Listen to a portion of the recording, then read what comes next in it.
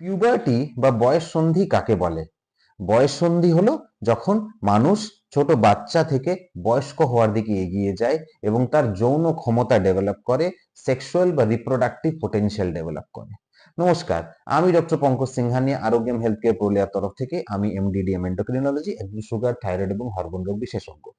আমাদের সবার sexual maturity হয় মহিলাদের বা মেয়েদের 8 থেকে 13 বছরের মধ্যে এবং ছেলেদের বা পুরুষদের 9 থেকে 14 বছরের মধ্যে। এটা হচ্ছে নর্মাল এজ অফ পিউবার্টি বা বয়ঃসন্ধির বয়স।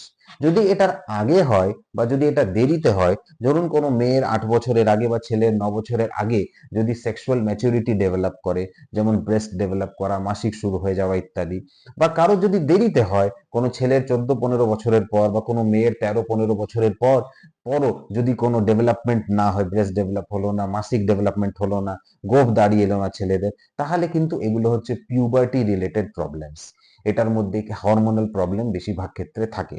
তাই যদি এরকম সমস্যা থাকে তাহলে আপনি এগিয়ে আসুন এবং আপনার এই ইনভেস্টিগেশন করে দেখুন যে কেন এই পিউবার্টিটা হয় তাড়াতাড়ি বা দেরিতে হচ্ছে, টাইম মতন হচ্ছে না, এবং নিজেকে প্রপারলি এগিয়ে নিয়ে যান। আপনার বাচ্চার ভবিষ্যৎকে আপনি সঠিক করতে পারবেন। ধন্যবাদ।